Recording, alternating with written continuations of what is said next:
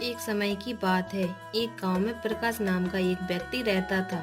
उसके दो बेटे थे। दोनों बेटों की शादी हो गई थी। उसने अपनी दोनों बहुओं से वादा लिया कि चाहे कुछ भी हो जाए वे संयुक्त परिवार में ही रहेंगी। उसी गांव में बाबू रहता था, जो प्रकाश का बचपन का दोस्त था। एक दिन बाबू प्रकाश के घर आया। अरे प्रकाश, कैसे हो तुम? तुम्हारे बेटों का वैवाहिक जीवन ठीक है? तुम्हारी बहुएं ठीक है ना? अभी अभी शादी हुई है तो अभी तो सब अच्छा है। मैं बस चाहता हूँ कि दोनों एक दूसरे के साथ अच्छा व्यवहार करें। उसके बाद मैं अपनी जिम्मेदारियाँ बेटे को सौंप दूंगा। क्या कह रहे हो? तुम इतनी जल्दी काम छोड़ने के बारे में सोच कैसे सकते हो? अभी तो तुमने कुछ देखा ही कहाँ है मेरे दोस्त। पोते के साथ खेलना कूदना और उनका ध्यान रखना। हाँ हाँ, मुझे भी ऐसा ही लगता है मेरे दोस्त, लेकिन मेरे हाथ में क्या है? सब कुछ पहले से ही किस्मत में लिखा है। वैसे भी मेरा स्वास्थ्य ठीक नहीं रहता। अरे यही तो समस्या है। तुमने अभी तक बिना पत्नी के अकेले हाथों में मेहनत की है, समझ रहे हो ना? अपने बच्चों की देखभाल करना और अपना कारोबार को संभालना, कई समस्याओं का सामना किया है तुमने। तुम इतना आगे तक आ गए हो, अब अपने बच्चों के साथ शांति से खेलना। अब ऐसे वक्त पे उदास मत हो तुम। ऐसी बात नहीं है। मुझे बस इस बात का डर है कि मेरी दोनों बहुओं की आपस में कैसे बनेगी। मेरी बेटियां सब अच्छे से समझती हैं। छोटी बहू ललिता को बचपन से ही लाड़ प्यार मिला है। वो थोड़ी नकचड़ी हो गई है। वो हमेशा अपनी दुनिया में ही रहती है। बड़ी बहू के साथ उसका व्यवहार भी अच्छा नहीं है। ना जाने आगे क्या होने वाला है। लोगों के साथ बेवकूफ़ी जैसी बातें मत करो। तुम जानते हो कि वो अभी बच्ची है। बहुत जल्द वो सब समझेगी और सब कुछ बेहतर हो जाएगा। तुम बाकी सब भूल जाओ। तुम सिर्फ वैद्य जी की दी हुई दवाई लो और अपने पोते पोती का इंतजार करो और खुश रहो। मैं भी यही सोचता हूँ। भले ही छोटा बेटा थोड़ा घमंडी है, लेकिन मेरे बड़े बेटे को उससे बेहद प्यार है और मुझे भी उससे उम्मीदें हैं। अरे बस बस, तुम ज्यादा मत सोचो, आराम करो, हम मिलते हैं बाद में। बाबू ने प्रकाश को आश्वासन दिया, भरोसा दिलाया और वहाँ से लौट गया। उसी समय उसका छोटा बेटा दुकान से घर आया। आ गए बेटा। आज तो तुमने बहुत देर कर दी। भाई कहाँ है तुम्हारा? नहीं पिताजी, उन्होंने कहा शहर से कुछ माल आ रहा है, वह माल पहुंचाने के बाद ही घर आएंगे। अच्छा ये बात है, माल आ रहा है। जैसे ही माल आ जाए उसे दूसरे गांव जमींदार के यहाँ भेज देना। कल सुबह तुम जाकर जमींदार को माल दे आना। ठीक है पिताजी, मैं और भैया सारा काम कर लेंगे। आप फिक्र मत करो, आप आराम करो। और हाँ, आपने खाना खाया या नहीं? हाँ हाँ बेटा, मैंने खाना खाया। मेरी बहुएं पूरा ध्यान रखती हैं। खाने पीने से लेकर हर बात का ध्यान रखती हैं। बस मेरी कमर में थोड़ा सा दर्द हो रहा है, शायद अभी ठीक हो जाए। अरे मैं वैद्य जी को बुला दूं पिताजी? नहीं बेटा, ये मामूली दर्द है, हमेशा थोड़ा बहुत रहता है, तुम जाओ। ठीक है पिताजी, अभी आप सो जाओ। कल सवेरे सवेरे मैं माल लेकर जमींदार के पास चला जाऊंगा। ठीक है बेटा। प्रकाश सो गया। जब बड़ा बेटा घर आया तो छोटे बेटे ने लक्ष्मी से उसे बताने को कहा कि उसके पिताजी ने उससे क्या कहा। अगले दिन छोटा बेटा अपनी पत्नी ललिता को बताकर विजयनगर के लिए निकल गया। बड़े बेटे की पत्नी ने अपने पति को जगाया, जो दूसरे कमरे में सो रहा था। सुनिए, अब उठिए, छोटे भैया विजयनगर के लिए निकल चुके हैं। हाँ हाँ ठीक है, 5 मिनट में उठता हूँ। आज दुकान का ध्यान आपको रखना है। तभी दूसरे कमरे से उसके पिता ने आवाज लगाई। अरे बेटा, जरा यहाँ आना, कुछ काम है। ये सुनकर वो तुरंत अपनी पत्नी के साथ पिता के कमरे में गया। पिता को बिस्तर पर लेटा हुआ देखकर वो डर गया। उसने पिता से कहा, क्या हुआ पिताजी, कुछ चाहिए आपको? देखो बेटा, मुझे बहुत दर्द हो रहा है।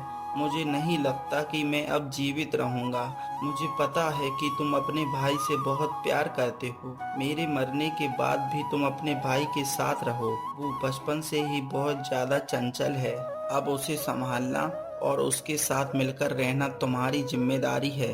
अरे पिताजी, ऐसी बातें क्यों कर रहे हैं आप? चाहे कुछ भी हो जाए, हम और वो साथ ही रहेंगे। आप हमारी फिक्र मत करिए, मैं हमेशा उसका ध्यान रखूंगा। हमारे परिवार का बंटवारा कभी नहीं होगा पिताजी।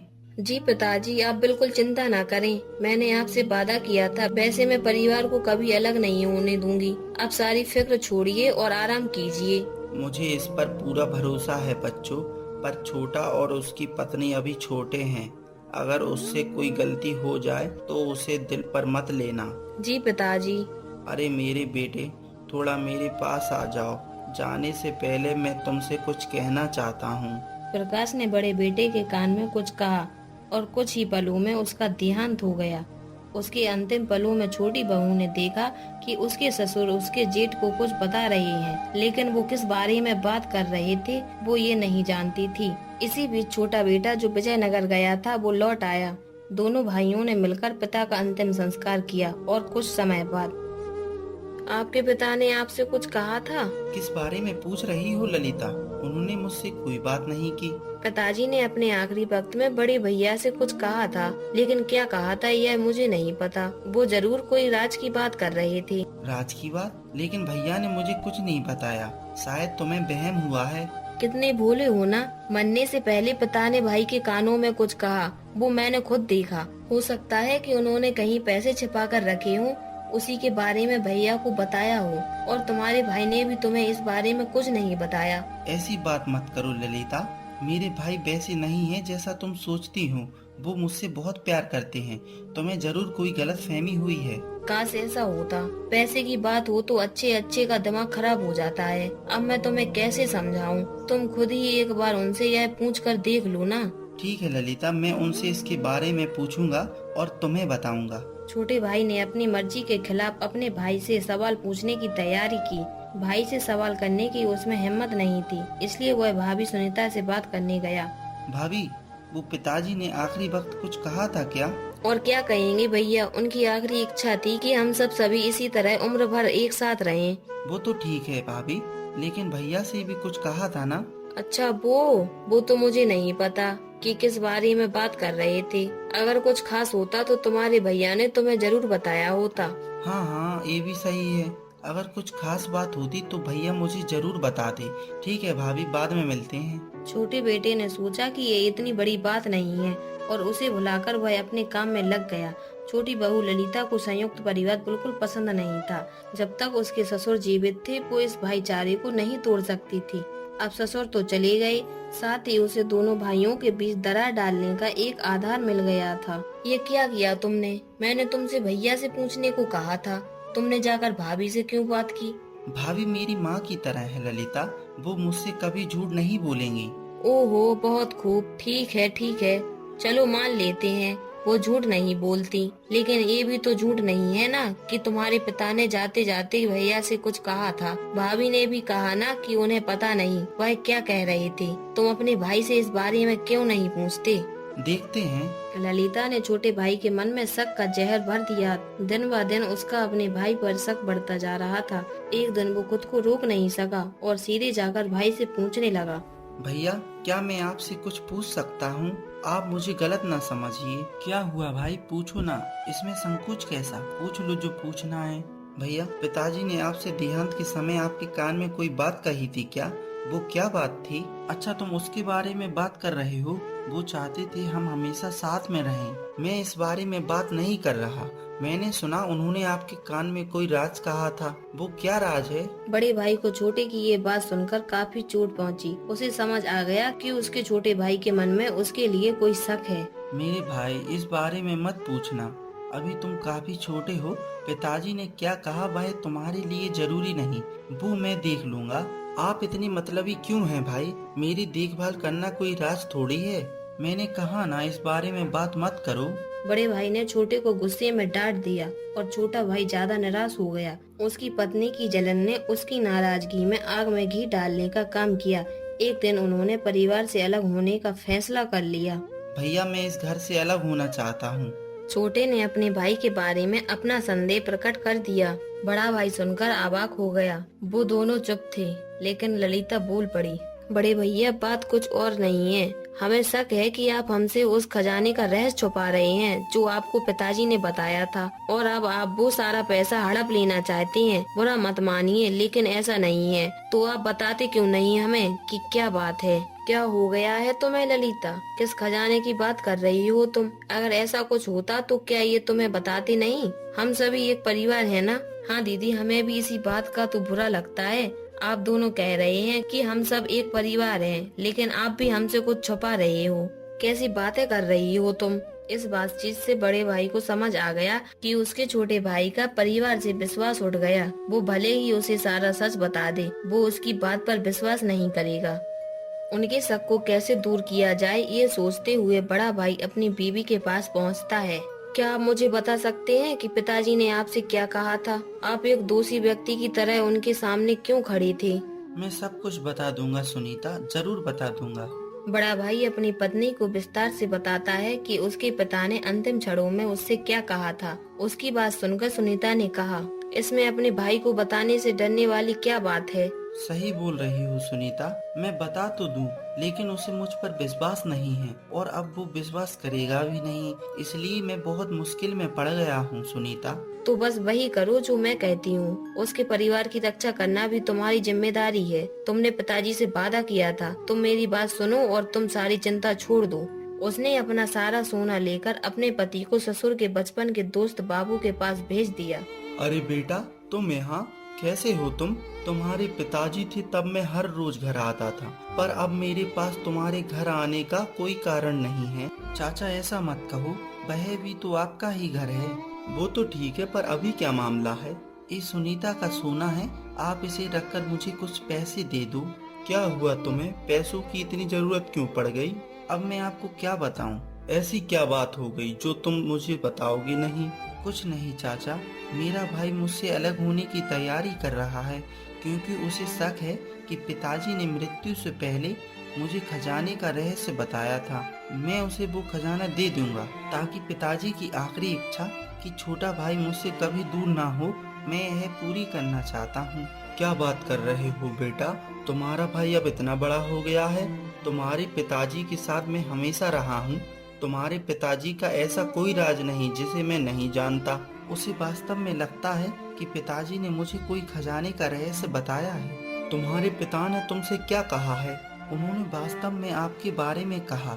उन्होंने मुझे कर्ज के बारे में बताया जो आपसे दुकान के व्यापार के लिए लिया था। क्या वो तुम्हें इस बारे में बताकर गया?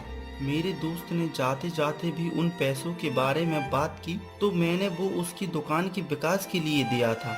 मैंने सोचा था कमाने के बाद वो मुझे देगा, पर उसने तुम्हें इसके बारे में कहा, वो भी मरने से पहले।